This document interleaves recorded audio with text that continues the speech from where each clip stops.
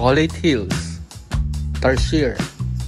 Ilan lang yan sa mga napuntahan at nakita namin noong unang beses naming marating ang Bohol noong 2015.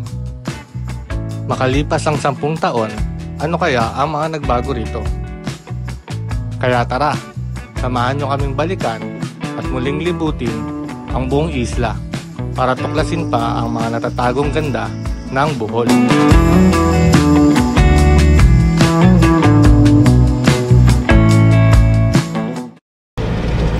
Mula Cebu, 2 oras ang aming biniyahe sakay ng Roro papunta sa Tubigon, Bohol.